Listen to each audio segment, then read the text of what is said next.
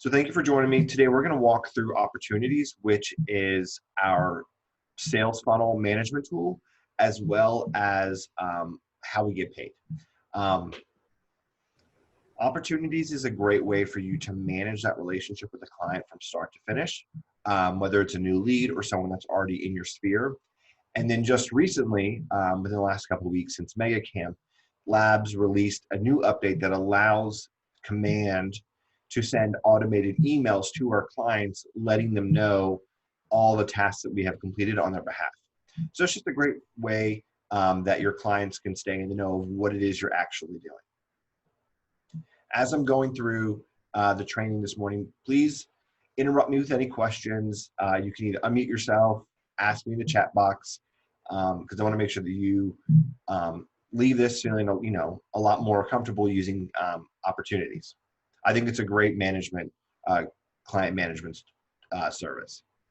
So I'm going to get started by jumping into Opportunities, which is the icon of the two hands shaking on the left-hand side. So we'll kind of walk through this really quickly before we dive into more depth. We are looking at the dashboard for Opportunities, and we'll see we have a listing sales funnel, a buyer sales funnel, and a leases sales funnel. And you scroll down, it's kind of, some probable income there. Now, for each one of these sales funnels, they have 5 different phases. The first is cultivate, then appointment, active, under contract, and closed. Then to the right of that, we have GCI, which is our gross commission income. We have our potential income. So this is saying if everything that we have as an active opportunity closes this year, I could make this. And all these numbers in mine are made up. But then based on the probability that we will close or which closings we will probably close, here's a more realistic figure of what my income would be. And the system breaks this out for each sales funnel. Now, within each one of these 5 phases, there are different stages, and we can update those accordingly. So I'm going to click into the cultivate phase of my listings. So this is kind of what it looks like when you jump into a specific sales funnel. So we're in the listings, we're in the cultivate phase, and you can see here are my different stages. I have watch lead, nurture lead. This is one I just made up, training, hot lead. Most of my stages have been updated one time or another for a training, but I will send you a chart in just a minute that has a bunch of different stages that you would probably want to include and various tasks that go along with it. And the idea here within the cultivate phase, and I always get them mixed up, within the cultivate phase is how do you take that lead and what are the different stages that they would go through before they actually are an appointment. So this is going to be, you can see, watch lead, nurture lead, the different activities that you're going to take to get that appointment set. Nick? Yes. What do the percentages pertain to? Like, see, watch lead 5%. So that is a great question. Thank you, Steve. So the percentage marks here and on each one of the stages is the percentage of likelihood this lead will close. So if I just met someone at a party and they're like, oh yeah, I'm interested in buying or selling a new home, I'm like, oh great, I could go ahead and create an opportunity for that person. So I know I need to manage that relationship. But since I just met them and it's a watch lead, there's really only a 5% likelihood that that lead would close. And then as they move through the different phases, or different stages, and then go into different phases, that lead will slowly increase. That percentage will slowly increase. Okay. And so I'll click into appointment here so you can see that when I'm in appointment, I now have an entirely different set of stages. So I have scheduling, scheduled, kept, post appointment. And then you'll see here, this is a made up opportunity that I have. But you'll see here in the bottom right-hand corner of this opportunity card, it says 0 out of 5, and this is a task list. So if you click on this, you'll see these are the tasks that I have for this stage of the appointment phase. So to send this seller's exclusive list, I don't know what that is. That is, most of these are made up. Follow up with client. Let me just, excuse me. Let me edit these. Well, so sorry, this is being tricky. So this is the different tasks that I have to complete at this stage. So follow up, take pictures with phone, post announce coming soon, schedule photography. So those are the different activities that I have to take during this stage. And we'll be able to edit all this in just a moment. But I just kind of want to walk through the layout of opportunities so you can kind of understand. This tool is to help guide that relationship from start to finish. I'm going to click back. So I'm going to view my 2 different sales funnels. Any questions about any of this that we've walked through so far? Pretty basic, but we'll get into the weeds in just a moment. All right, now we want to personalize these sales funnels for you. So if you're a newer agent, you probably have no clue how to personalize a sales funnel, which is fine. I have 2 worksheets that I'll send you in just a minute that will walk you through each one of these different all the different phases, stages, and tasks. So I want to start personalizing them for me. So to do that, I'm just going to click back into the listings sales funnel, and I'm just going to play with this one. What I'm going to do is up in the top right-hand corner, I can click on Edit Stages, and this is how I can start to personalize it. So in the beginning, I had mentioned that each one of the 5 phases, so cultivate, appointment, active, under contract, and closed, those are static. You cannot change those. But you can change and personalize all the stages and tasks that fall within those phases. To do that, we click on the Edit Stages button in the top right-hand corner. And now we can edit our stages. So I can click on, these are the 4 stages I currently have. I can edit them over here on the right-hand side. I can click Add Stage. So if you're filling this out for the first time, you can click Add Stage, and I'll name this Training 10, 13, 20. And then here, Steve, to your question earlier about the percentage of the probability of that closing, I can then assign, okay, well, if someone is in my training stage, they are at a 8% probability of closing. And then it'll default to adding this position to the last position, but we can edit that and move it wherever we want in just a moment. And now, let's say for this stage, I want to add some tasks that I need to do. To do that, you just click here on Add Item, and I would click task number 1. Now, if you wanted to, and I'm going to walk through this in just a moment, if you're going to send client updates on what you're doing, you can select that right here, and this will be included in a client update email. And I'm going to walk through that in just a minute as well, but that is a new feature that just launched after MegaCamp. I can add, click Save. So there's my task number 1.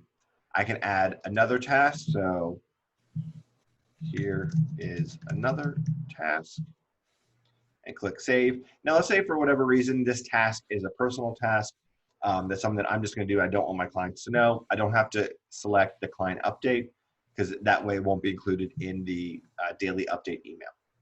I'm going to click Save. And then once you're good with adding your stage name, your probability of closing, your different tasks, you can click Save here. And now I have an additional stage within my Cultivate phase. Now, if you want to move this, you can just click on this icon over here on the left-hand side and just drag it into the position that you want. And you can move it anywhere you want. And again, if you wanted to, you can delete it. You can come back, you can edit this. So I'm gonna edit this one here because I misspelled training. So I can, actually, let me just rewrite that whole thing. Click save. So it's that easy to add your stages. So I'm gonna email you, or well, not email you, I'll send it in the chat box, the different stages and phases. Let me come over here to chat. I'm gonna send a file.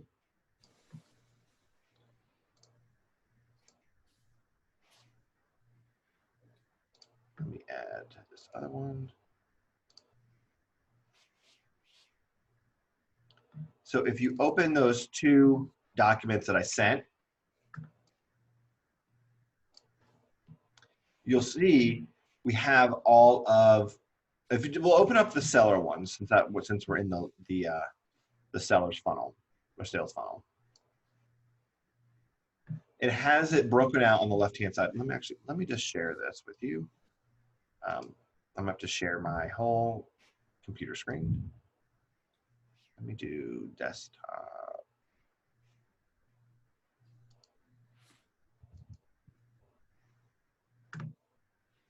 All right, so this is the listing checklist. So you can see here, we have our cultivate phase and our different phases over on the left-hand side, and these are static. Then we have our different stages: watch lead, nurture lead, hot lead. And then within each one of these stages, here are the tasks that we need to do. Get phone number of lead, get email of lead, get address of lead. Again, same thing for nurture lead. That's our follow-up tasks, our follow-up call, put seller on drip campaign, send a call to action, phone call, email, direct mail. And here's our percentage of probability that a lead at this phase and stage would close, so 7%. And the reason that percentage is important is because Command will then predict what your income will be based off of that. Any questions about this document here?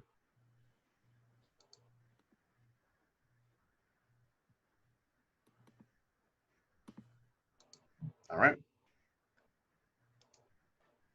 So I'm going to come back into my sales funnel so you can see I can go back into appointment.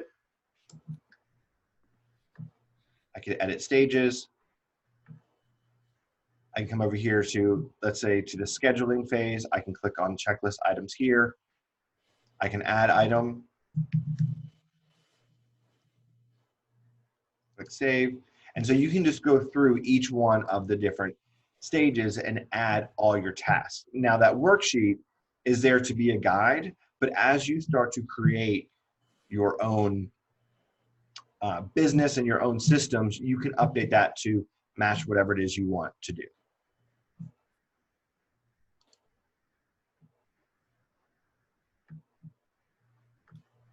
Any questions on updating your stages and tasks? I know that's kind of a lot of information pretty quickly this morning because there's a lot more to go through with opportunities, but I want to make sure that if you have any questions, if anything was confusing, if I could explain anything again before we move on. No. All right. Well, just let me know if there is. So once you've set up your sales funnel, and you've done this for both your sellers and your buyers, and if you do a lot of listings, you can create your listing or your leases. Sorry, excuse me. If you do a lot of leases, you can set up your leases sales funnel. Once you have set up your sales funnel, so that way you can track your leads throughout the process, now you can actually start to create opportunities. Opportunities are going to be any opportunity that you have to close a piece of business. So, like I said earlier, if you're at a party and you meet someone, and they're like, "Oh, I'm thinking of buying or selling in the next, 6 months or 12 months," that's an opportunity. So you can create that opportunity and you can manage that all the way through. Or let's say you have a friend from college and they're like, hey, I want to list my house next week. Come over and tell me what I need to do. That is also an opportunity. In the event that you have a client that wants to sell their home and buy a new one, that is two opportunities. The sale of their home would be a listing opportunity, and the purchase of a new one would be a buyer's opportunity. We have the separate opportunities for one, or for multiple reasons. One being that those different sales funnels are going to be different, knowing that the actions and activities that we have to take throughout the process will be different, complementary, but different. And the way that things are managed and billed and tracked through the MCA office will be separate opportunities or separate transactions. So that is why you'd want to have separate opportunities. When you are ready to create an opportunity, you can come up here to the top right-hand corner of the screens within opportunities, click on Create Opportunity. And with everything in Command, I just recommend start at the top and work your way down and fill in all of the necessary information. So your market center, it should auto-populate to Atlanta Sandy Springs. If you're on a team, you would select the team name here. I'm a solo agent, so I don't have a team. The opportunity type. This is where you would select if it's a listing, a buyer, a landlord, or a tenant. And it's very important that you select the correct opportunity type now when you're creating it, because you are unable to edit the opportunity type once the opportunity is created. So let's say you're working with a client that's a buyer and you're in a rush and you accidentally select listing here.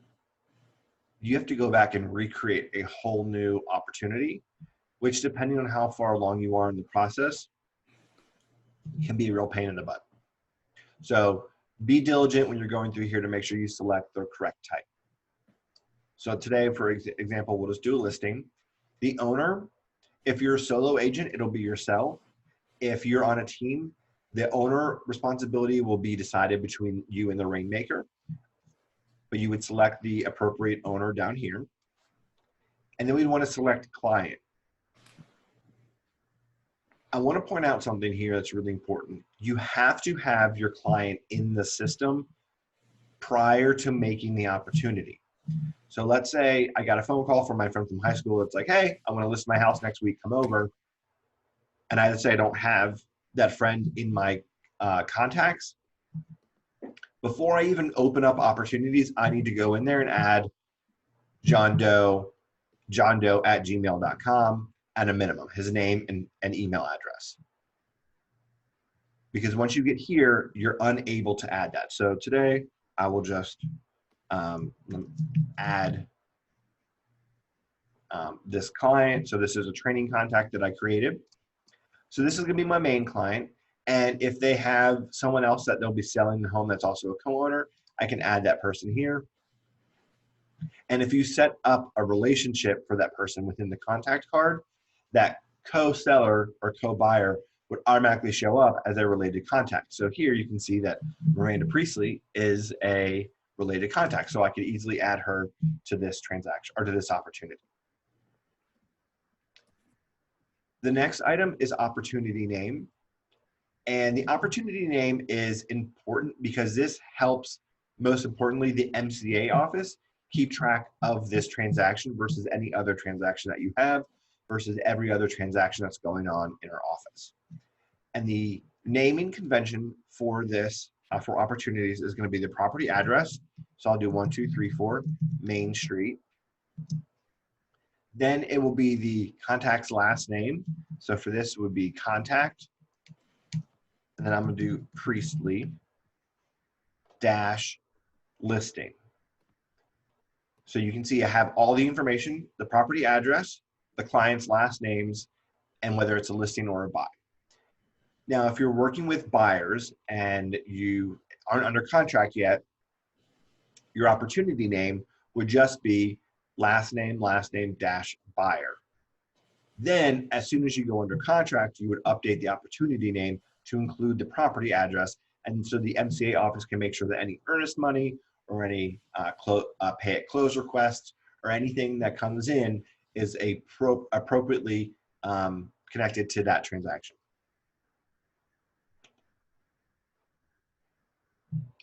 The next field is custom tags. And I kind of talked about custom tags for opportunities a little bit when we were going through the first class.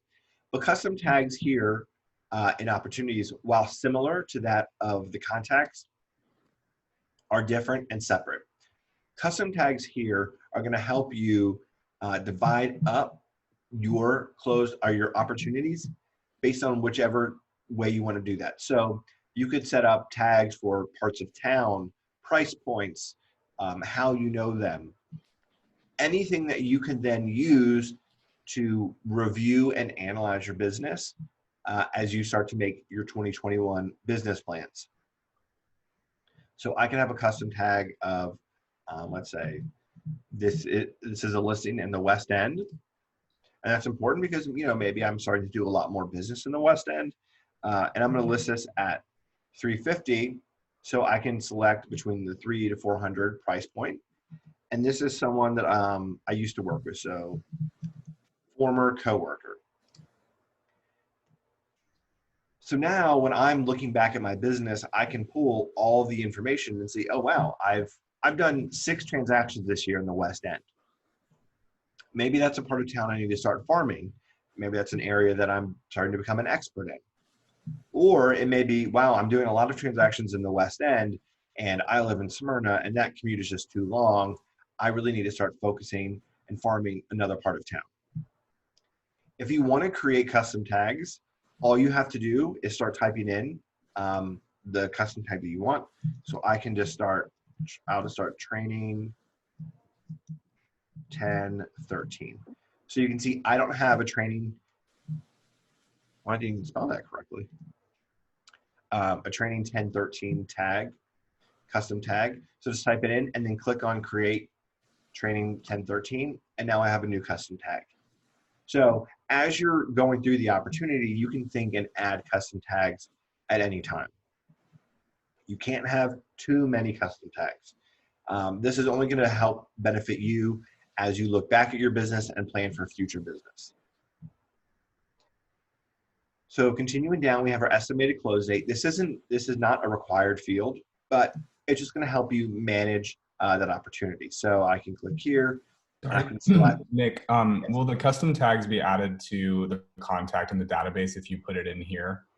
No. So, or is it just for this opportunity? So the custom tags in an opportunity are just for opportunities. So by creating a custom tag here, the training 1013, I can add that same custom tag to other opportunities, but the custom tags for contacts are separate from the custom tags of opportunities. Okay, thank you. You're welcome. They serve a similar purpose of being able to divide and separate so you can review and analyze, but they are 2 separate systems since they are have different goals. So estimated close date, this isn't required, like I said, but you can just kind of put in whatever you want. So just based on initial conversations, we want to close by the end of the year. Listing price, we talked about $350,000. Commission rate, I'm going to negotiate a 6% commission, so I will walk away with half of that, which would be 3%. And then we have our opportunity phase. So here you can select the different phase that you're in. So we have cultivate, appointment, active. So select whichever one makes most sense. So if this is my friend that called me and wants me to come over, I can just go ahead and select appointment because I know I am in the process of scheduling that appointment. So I can select the proper stage to go along with that phase. Now, just so you know, any of this information, with the exception of the opportunity type, can be edited later. So if something changes, let's say the estimated close date moves up or moves back, the list price ends up being $400 versus $350, you can change all that. So you can click on create. And now I'm in my opportunity details. This is going to be an overview of all that information. that I filled in. So you can see here, we have opportunity name in the correct format. Here are my custom tags, the owner, the stage and phase, the contacts, estimated close date. Now here are a bunch of fields that are empty. The appointment scheduled, appointment date, those were not included when I was creating the opportunity. But if you scroll up, there's a pencil icon right here. And anytime you see a pencil icon in Command, that lets you know that you can edit that information. So as I'm going through the transaction, I can always come back to the Details tab and click on the pencil here to edit any of that information. So you can see here, I can edit the custom tags, I can add or remove them, I can update my opportunity name. So this is how, if you're working with a buyer, once you go under contract, you'd want to include that property address in the opportunity name before you submit that green sheet, so the MCA office is able to connect all those pieces of information. You can scroll down. Again, time frame, if I wanted to, I could add, you know, three months. Let's say appointment scheduled. So this is going to be the date that you actually scheduled that appointment. So let's say we scheduled it, we confirmed today that we are going to meet this coming Friday. We're going to meet on the 16th. And then if you wanted to, you can come back and fill in the agreement one, the contract date and close date.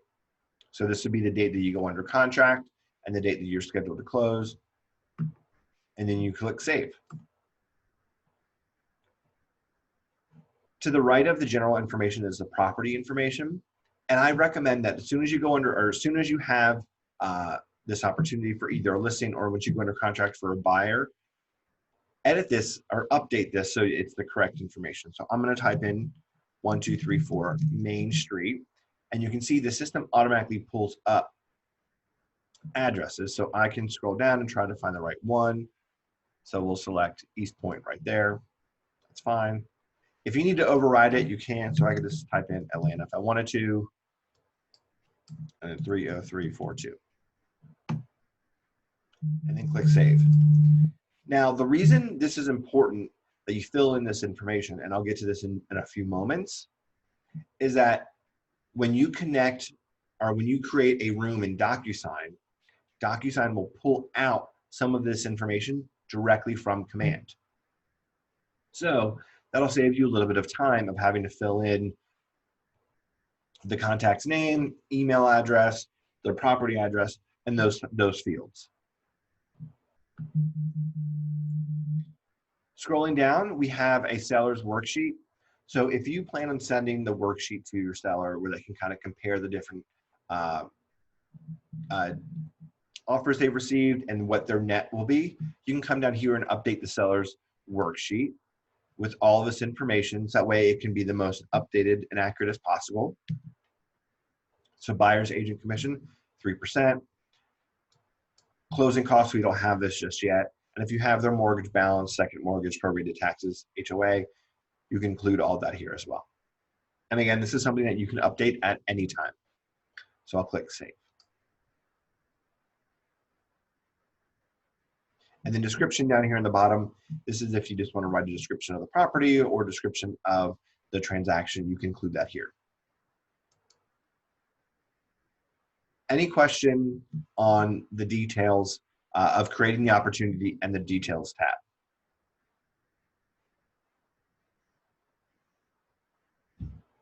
All right. If for whatever reason you're going through this transaction and you lose this opportunity, let's say my client was like, you know what, I'm not selling. I'm just going to live here for another 2 years and earn equity. COVID's too much. I don't want strangers in my house. I could come up here in the top right-hand corner of the Details tab and click on Lost Opportunity. And that would remove that from my projected income for the year. And it would also go towards the system knowing or updating the probability of transactions closing. So if at a certain phase and stage, I start to get a more lost opportunities, the system will be able to calculate that, calculate the probabilities more accurately. So you can always click Lost Opportunity. Lost Opportunity is different than Archive. Archive would be if it's done, doesn't negatively impact your numbers, whereas lost opportunity would then start to impact your probability numbers.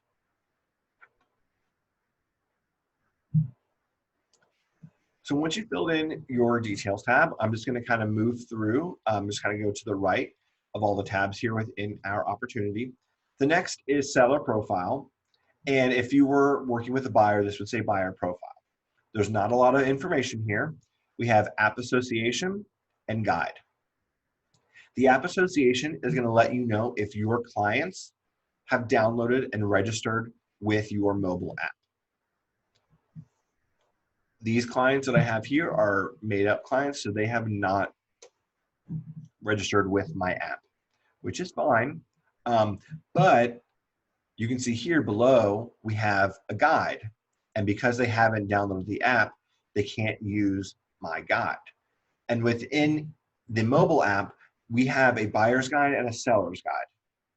And throughout that, throughout the transaction, they can go to that guide to see exactly what they need to do, find information on lenders, home inspectors, moving companies, any bits of information that they may need. So if it's 11 o'clock at night and they're like, oh, we just went under contract, what is our next steps? They can refer to that guide versus having to call me at 11 o'clock. I'm going to show you how and where and how you can update that guide. It is within, excuse me, it is within the consumer applet. So we're going to take a little bit of a detour outside of opportunities, but I want to show you just since we're kind of going through this process of opportunities. So when you are ready to update your buyer and seller's guide, click on the opportunities, or sorry, excuse me, the consumer applet. So the last one on the left-hand side. And then we'll come up here, or sorry, to the come up here to where it says Guide Builder. And now you'll see we have our buyer's guide and our seller's guide. So since we're doing a listing opportunity for today's example, let's work on the selling guide. So you can see it has 7 steps with 1 client, which is just how many clients have it. And then there's a pencil here. So like I said earlier, anytime you see that pencil, you are able to make edits. So I'm going to click on the pencil here. I'm going to start with the introduction. So this is just an introduction overview, your selling guide timeline. All of this information in this little paragraph here is going to be pre-populated for you. So congratulations on starting the process of selling your home. You can go through here and you can make any edits that you want. And I recommend that spend some time with this, personalize it. I think the information that the labs team have put in here is great, but it is just the basic information. You want to add your touch to it, your flair, because that's what's going to make you unique and special as an agent. So you can update your message here for your intro. And then we can go back into the guide, and now we can start editing the different stages. So you can see here we have our pre-listing staging, showing your home, update disclosures. And I do want to point out again, the different stages within your guide are going to be different than mine because I've gone through and made just random updates to mine. So yours will be different and have different images. But you can see here, you just scroll through, here are all your different stages. And this is what they will follow in that app. Now, if you want to make any edits to the current stages that are there, which I recommend you do, I have a question. Question from Charlotte. Greg, if you already have steps and guides for sellers, can you upload your own? Yes. Now, you can't upload per se, but you could take that information within those guides that you've already created for yourself. And I'm going to show you how you can update the information here. So let's say I'm like Charlotte, I have this beautiful guide that I've already built out for my clients, but I want to put it in a mobile app because I want to have that consistent experience across all platforms. So I just click on the different stage that I want to update. I can come over here. I can edit the image. So if you want to update your image, let's say you have your own photography that you want to use here. Now, again, be mindful for any copywritten photos. So make sure you have permissions for that. You can just click on the image or click here to update your image and then select whichever image you want. So let me come over here, photos. And I'll just upload this basic image that I have. Card title. So if you have your own stage names, update them here. So I can just make this training update 1013. And then here we have our card subtitle. And this is going to be the information that shows on the main screen where they can see all the different stages. So you can edit this. You just click in here and add your text. And then we scroll down and we have the workspace details. And this is going to be all of the information, like the bulk of the information. And all you have to do is just, again, just type in here, or if you wanted to, you can select it all, and then you can paste in your information. Now, one of the great things about this is if you have various inspectors or lenders or stagers or moving companies and you want to include that contact information here, you can just include contact number 1, contact number 2, contact number 3. So that way you can tell your clients, hey, when you get to the training update 1013 stage, I'm going to have included some information for the different lenders that you should reach out to. There are 3 in there, 3 great lenders that I love and highly recommend and that I've closed with. I recommend you reach out to those 3, but if you have another one, you can reach out to that one as well. And just get an idea of what your pre-qualification amount is, different interest rates, and find the right lender that works well for you. This way, you're saving yourself a step of having to email that information or your clients having to wait for you to send it. Now, I would still recommend that you email this information because, you know, them going to the app and downloading it may be a couple extra steps that they're not willing to do. But it just makes sure that they have the information one way or another. So Charlotte, this is where you can paste in all of that information that you already have. And once you're good, you can click Save Changes, and it's going to save those changes for that step. And if you want to edit any other steps, you can just click out of it and then come over here. Here's inspection, and do the same thing. And this is going to be a little information, again, all pre-populated for you.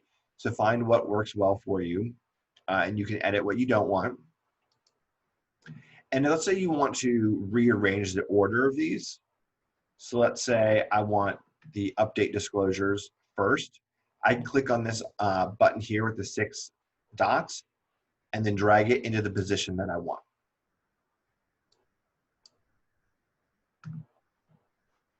And now it is good to go. So I have a question. Is it necessary to have 3 referrals, or you can just recommend 1?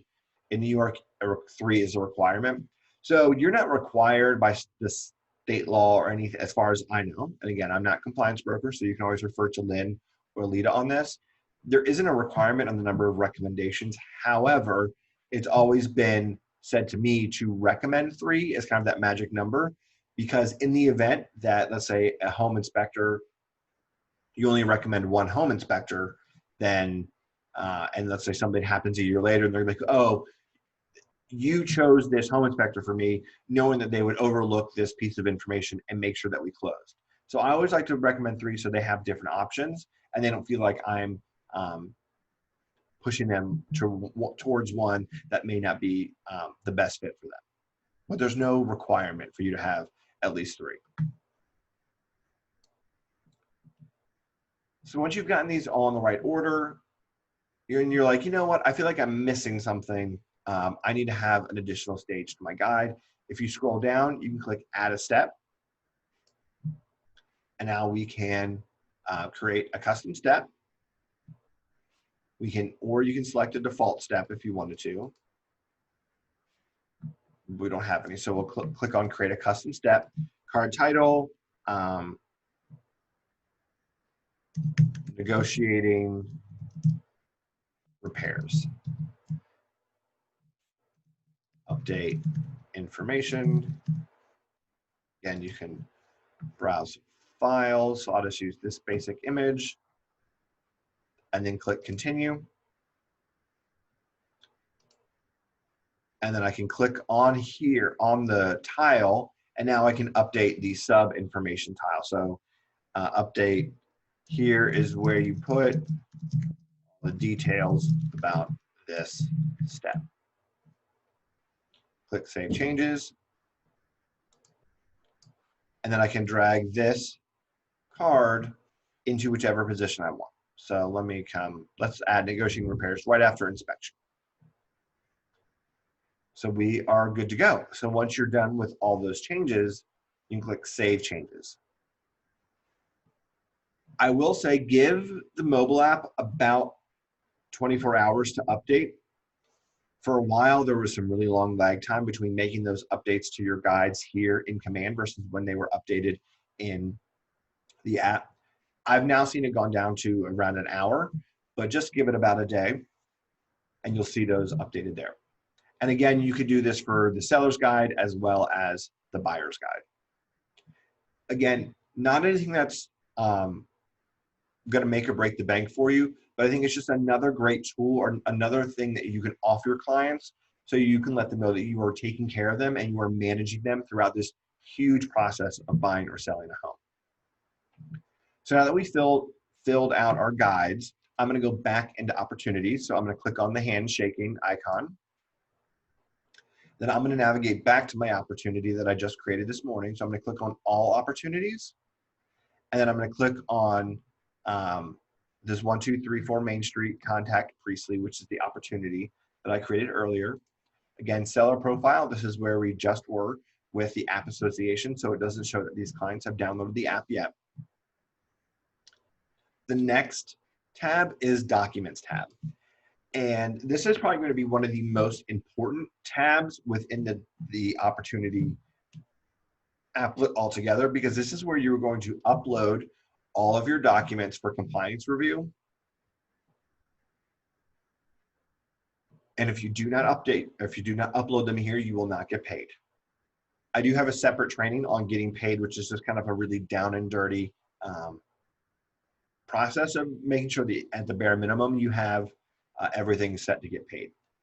So you can see here on the left-hand side, because I selected listing, I have the listed folder, under contract folder, and closed folder. These are going to be the default folders for my documents. So for my listing agreement, when you have a listing, you are required to submit your listing documents to Lynn and Alita for review within 72 hours of listing that property. Whereas with buyers, you do not submit any documents for review until you are under contract. So here, you would add your listing agreement.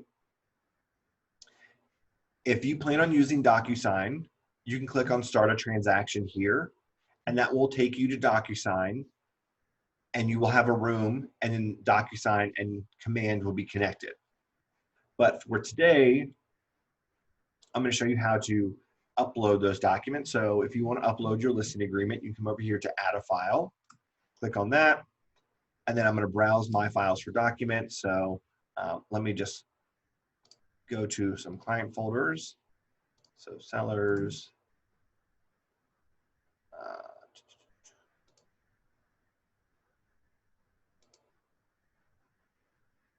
then come over here, listing agreement.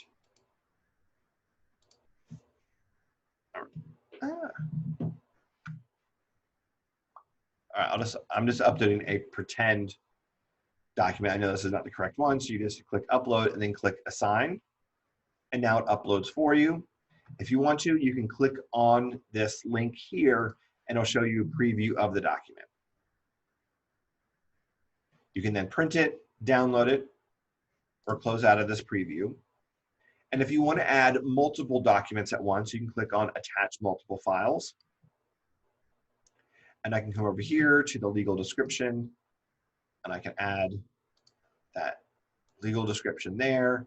I can come over here to the community association disclosure. Let me come to this file, disclosures, community association disclosures. All right. Add that, seller's property disclosure. So just add all the ones that are relevant that you have and then click attach. And that's how easy it is to upload documents.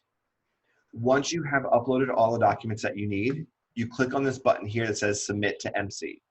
And that's submitting these documents to the Market Center for compliance review. So Lynn and Alita will be notified that you have submitted these documents for review.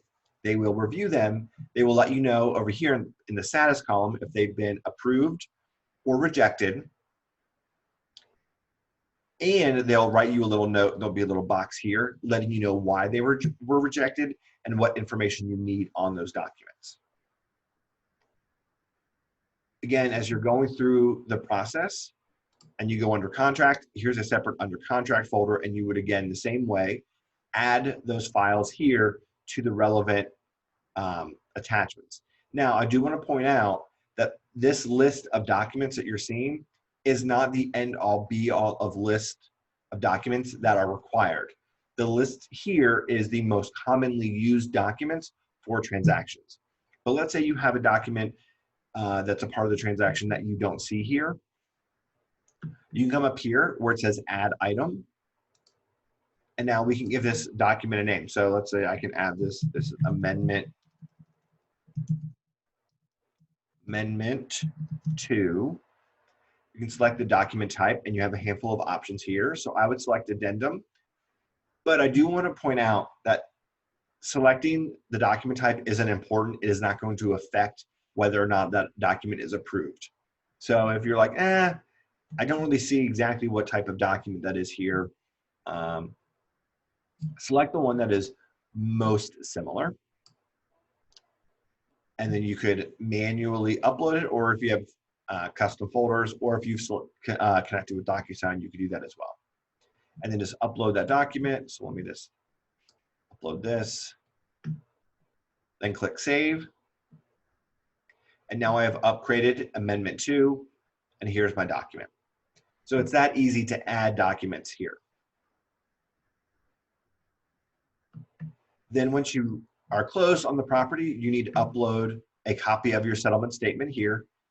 That'll be the signed ALTA statement from closing that you'll get from the closing attorney. Below that, we have custom folders.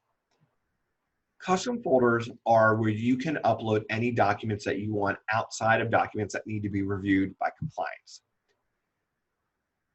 If at the bare minimum, opportunities can act as a storage place for all of your documents pertaining to every opportunity that you have. You can start to accumulate a ton of documents between inspection, appraisals, listing agreements, contracts, counteroffers. They can start to add up and they can take up a ton of space on your desktop. Well, you could, buy Dropbox or an external hard drive, but if you upload them to the command system, you don't ever have to worry about tracking them down. So let's say I want to create a custom folder for my home inspection. So I'll create a little folder here. I'd click on this folder.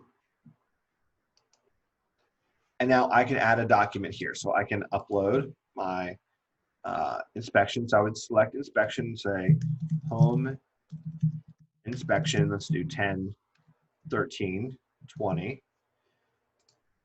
Drag and drop. So I'd come add whatever document I want. Upload it and add it. Now, Lynn and Alita are not going to review this document because it's in a custom folder, but let's say in 2 years I get a call from the seller and they're like, hey, remember the inspection that we got? There was some comment about XYZ. Do you still have a copy of that? Well, of course I have a copy of that home inspection. Let me grab it for you and I'll send it to you in 5 minutes. And it's here saved in my opportunity in a custom folder. And again, you could use this for the appraisal. You can use this for any list of upgrades that you have that they provide, or any other document that you want to save. Additionally, the MCA office will create custom folders here where they will upload your pay at close statement and disclosures and your DA. Any questions on the documents tab?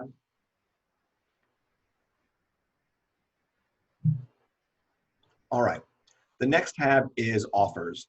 And this is a really cool feature within opportunities because it allows you to send offers for your clients to review and organize them for you.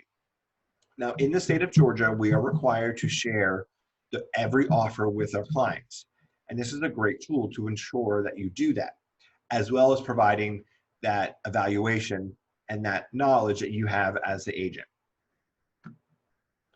So when you want to add an offer here, click on Add New Offer, and we can just name this Initial Offer. You can update it to whatever you want and click on Create Offer. And now we'll just fill in the information. It's pretty basic. So offer date, close date, they want to close on November 13th. Parties. So it autofills in my seller's information here. Anywhere you see a red asterisk, that means you need to fill it in. It's required. So I can just do buyer name. I don't know it. Is that buyer pre-approved or pre-qualified? More than likely pre-qualified. And then their agent's name. So I would do agent name. Now I would recommend you fill in the actual information because you should have it. And then we'll click on terms. And here we'll start filling in some of that information. So want to fill in, what is their percentage of cash, or what is their cash? Let's say they're going to do $20,000 down and they want to finance $330,000 for a sales price of $350,000.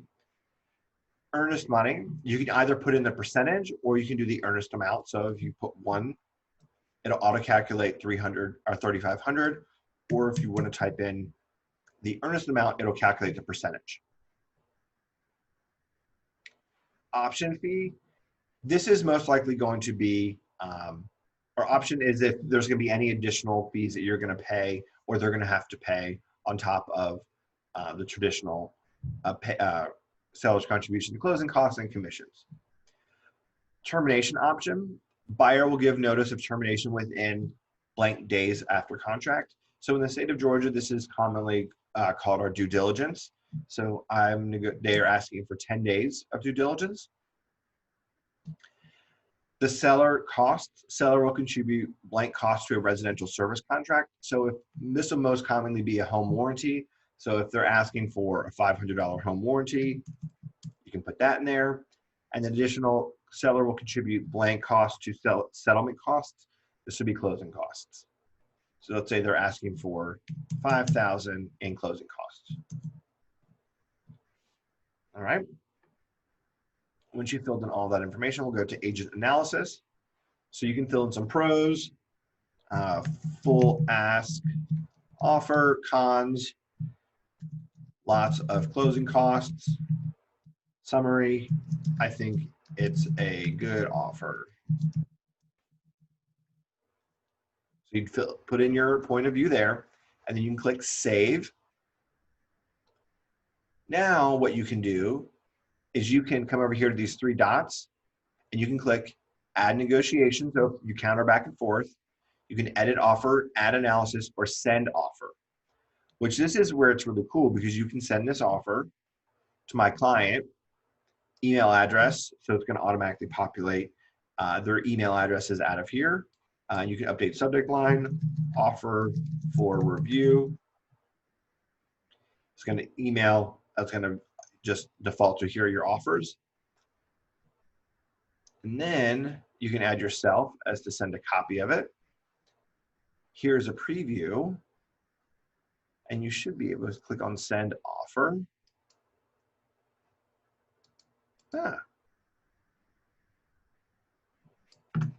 thought you were able to add the actual documents here. Let me go to edit offer. Let's see. I just breeze through it. Okay, whatever. Can you send more than one at a time in a single email? Yes. So if you have multiple offers, so let's say this is for the listing, you receive 3 offers, you should be able to send them all at the same time. And so that way they can compare each one of those offers to the other one. Now you'll notice really quickly, up here, this commissions tab is grayed out. I can't click on it. But let's say we come to an agreement here on this offer and they decide they want to accept that offer. I can click accept. And now, once this offer is accepted for $350, the commissions tab has opened up. So I'm going to quickly walk through the commissions tab. The commissions tab is going to be your green sheet, is the new version of the green sheet. Now, our MCA office is still accepting green sheets because they're still working out some hiccups and some additional pieces of information that they need for the commissions tab. But here, you can update all this information based on your expected commission, and you can update any missing information. So contract date, so you can click edit general information. So contract date, let's say we went under contract on the 13th as well. We have our 3% commission and click save changes. You want to make sure all this is correct. If you're going to add another agent or a co-broker payment, you can add that here. And then this is going to break down what you pay. So your gross commission versus your royalty. So if you still have to pay your KWRI royalty as well as your split to First Atlanta, pay that here, and any other deductions that you want to add as well. And if you want to edit any of that, you can. So if you want to donate $5 to KW Cares, you can add that there and then click save changes. And then up here in the top right-hand corner, it will show you the breakout. Now, this is kind of funky with this company commission showing as negative, but this would be your gross commission. And then you can click submit here, and this would notify the MCA office that you are under contract. One thing I want to point out about the commissions tab, if you decide to use the commissions tab, and let's say that listing, that contract on that listing terminates, for whatever reason, you will have to go back and create a whole new opportunity. You are unable to edit the commissions tab once it's been submitted, which is a total pain in the butt. And they're still trying to work through that, but that's where we are at the moment. I would recommend that you use green sheets in the meantime, but if you want to use the commissions tab, here you go. The next tab is the notes tab. And this is just notes that you want to add about the transaction. This is not going to be for Lynn or Lita. It's not going to be for your clients. It's just to kind of help you keep track of anything. If you want to add a note here, you can say, note title, client feedback. Clients really like working with Devora. Save note. So for whatever reason, now I can know that if I'm going to work with them again, maybe in a couple of years, I can come back and check out this note and be like, oh yeah, well, you want to buy a new property? Let's give Devora a call and see how she can help. You can edit and delete, and you can always add more. And then the last tab here is the timeline tab. This is going to show you a timeline of every bit of activity that you did within this opportunity. So if there's ever a time where someone's like, oh, you didn't do this or I missed that, you can come back and it will show you exactly when everything was completed. It'll show you when clients download the app, when they complete different parts of the guides. So if there's ever a question on something getting done or not done, you can come back and check out this timeline. And then on the left-hand side, you can sort by date ranges, activity type, who completed it. So that way, if you want to find out something that was completed by your client or just you have the options here. Probably not going to get a ton of use, but also a great tool to have if you ever need to double check anything. Any questions about any of the tabs here within the opportunity?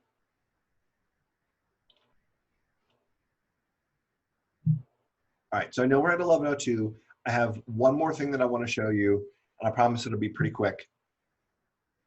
So I'm going to come back over here to my sales funnel. Launch at Mega Camp was the ability to send emails to our clients, letting them know all the tasks that we have completed on their behalf. Because sometimes it can feel like, oh, our clients don't know that we're actually doing anything. They're like, oh, my agent is checked out. Meanwhile, I'm over here hustling and working nonstop. And it's just, this allows them to know that what you're doing on their behalf. So if you want to start sending out these emails automatically, click on the gear icon in opportunities. And this will take us into our command, our opportunity settings. And we'll need to create some default settings first here. So we'll scroll down and we'll select the time zone, or the time that we want these default emails to go out. So these will go out every single day that there are new tasks that have been completed. So I've set mine, I would want them to go out at 11:30 a.m. Who do they come from? It'll come from the owner. Now, if you're on a team, this would come from the team owner. We want to send to either the client and co-client or primary client only, and this is going to depend on your relationship. Now, I'm setting defaults here, but you can always make changes for individual opportunities depending on preferences. I also want to include the owner, which the owner being me because I'm the owner of the opportunity. And then email template is going to be the default. So I'm going to click on Save Changes here. Perfect. So now my opportunity email, client update emails have been set. So I'm going to go back into opportunities. Now we have to select which tasks do we want to be included on that daily email. So I'll click into Cultivate, and I'll come to my edit stages up here in the top right-hand corner. And I have my 5 stages and I have my task list. So I can click on my task list here for the watch lead stage. And if you click on the different, where it says client update for each task, this will include that task in an email to them. Now you can see here for this example for watch lead, get phone number, get email, get address, and their birthday. I don't want them to know that. So I actually would not want to include them in a client update here. But if I come back to active and I click on, let's look at stages here, negotiations, and I click on these tasks, I would want them to know that I've made a price change or I've received offers, I've compared multiple offers, create offer comparison, reviewed the offers, sent counter offers. So these are all things that I would want my client to know. So if I want these specific tasks to be included in my client email, click on Save. And now those 5 items will be included in my client updates. And this is how you know that they're included in the client updates. Now, let's say you have a specific task for a client. So I'm going to come to the contact that I just made here. So let's say we've now scheduled that, the appointment. So I can come over here and I click on tasks. I can create an item or a task that's going to be only for this opportunity. So task only for this opportunity. I can set a due date if I wanted to. I can set it for the 15th, and I can include this on my client update email and click Save. So now I've added a specific opportunity that will only be for this, or specific task, only for this opportunity, and it will be included in my client update email. So then come on the 15th, they'll know what I've completed. If you ever want to go through here and you want to complete tasks, you can select completed here. And that's how the system will know when you've completed those tasks.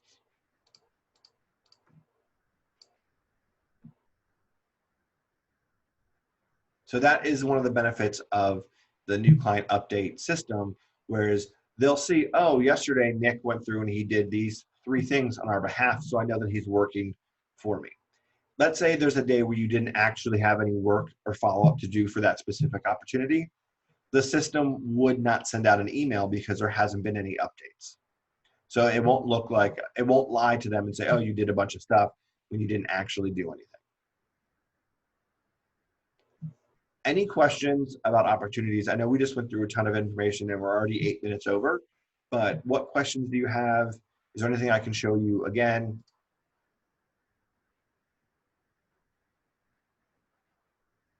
All right. Well, thank you for joining me this morning. As you are playing around in opportunities and as you are setting up the different stages and tasks, let me know what questions you have and how I can help you get that set up. All right. Well, have a great rest of your day, and I will talk to you all soon. Thanks, Nick. Thank Thank you. you, Nick.